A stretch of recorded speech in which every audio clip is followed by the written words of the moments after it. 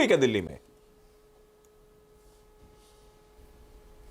सुबह तो काफी बारिश थी, अभी फिर से बारिश हो रही है। जब जब आप सवाल पूछते हैं तब तब बारिश होने शुरू हो जाती है। पता नहीं क्या संकेत दे रही है। ओके, मीनवाइल फाइनेंस मिनिस्टर अपने घर से निकल चुकी हैं वित्त मंत्रालय के लिए, तो ये अभी के लिए ब्रेकिंग अपडेट। जैसे जैसे इमेजेस आए डॉक्टर साहब दिखाते रहिएगा स्क्रीन पे, दिखाइएगा एफएम साहिबा को, आज तो उनका दिन है। चलिए लक्ष्मण के बाद दीपाली के पास चला जाए, और दीपाली ये देखिए, ये तो गाड़ियों का कारवां चलना शुरू हो गया है, नॉर्थ ब्लॉक जा रही होंगी इस सुबह सुबह। खैर दीपाली के पास चला जाए, और हम लोग केपेक्स पे थ्रस्ट, केपेक्स स्पेंड, पिछली बार 7.5 लाख करोड़ वाला 10 लाख करोड़, इस बार और इंक्रीमेंटल फ्लोज वहां पे दिए जाएंगे। कौन सी थर्स्ट पॉकेट्स होंगी? दीपाली क्लोजली ट्रैक करती हैं रेलवे को, इवन हाउसिंग को। दीपाली, इस बार इंटरिम बजट में भी इस पॉकेट पे फोकस कंटिन्यू रहेगा क्या? आप क्या पिक कर रहे हो? देखिए, सबसे पहले अगर रेलवे की बात करें आशीष जी, तो प्रधानमंत्री नरेंद्र मोदी कई बार ये स्टेटमेंट दे चुके हैं कि रेलवे इकोनॉमी का ग्रोथ इंजन है, और शायद यही वजह है कि साल दर साल जो एलोकेशन रेलवे को मिलता है उसमें हमें इजाफा होता हुआ ही दिखाई दिया है।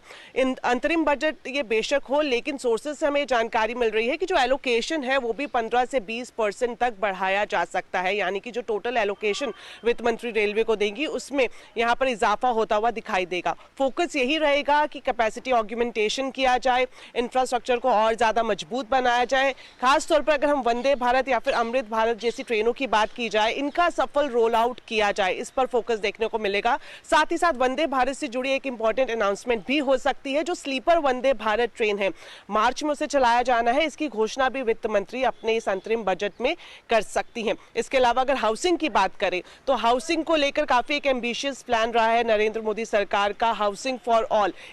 इसी के तहत 2 स्कीम्स को पहले ही लॉन्च किया गया है, प्रधानमंत्री आवास योजना और प्रधानमंत्री ग्रामीण आवास योजना। इन दोनों योजनाओं के लिए एलोकेशन बढ़ता हुआ दिख सकता है, और साथ ही साथ एक नई हाउसिंग पॉलिसी भी इसमें इंट्रोड्यूस की जा सकती है, जिसमें फोकस रहेगा महिलाओं पर, मिडिल क्लास फैमिलीज पर, और जो गरीब लोग हैं उनको पक्का घर मिले। इसलिए जो होम लोन पर ब्याज है उस पर भी 3 से 5% की छूट इस नई पॉलिसी में दी जा सकती है। तो एक तरफ एलोकेशन बढ़ाया जा सकता है और दूसरी तरफ कुछ नई स्कीम को भी इंट्रोड्यूस किया जा सकता है।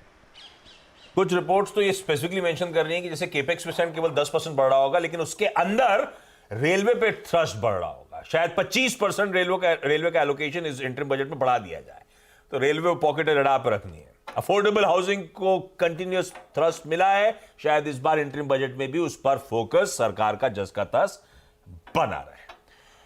रोहन के पास चला जाए, और रोहन ऑटोमोटिव सेक्टर को ट्रैक करते हैं, और वहां पे तो एक ही चीज है, और वैसे ही एक्सपेक्टेड है, जितनी भी सरकार की फ्लैगशिप स्कीम्स हैं उनकी बातचीत आज होगी, और उन पे शायद एलोकेशन, उनका दायरा जामा बढ़ाया जा रहा होगा। रोहन, ऐसे ही ईवीज, इलेक्ट्रिक व्हीकल्स को बढ़िया पुश मिल रहा है। एक्सपेक्ट करूं आज इंटरिम बजट में और तूल देंगे और एडिशनल एलोकेशन होगा।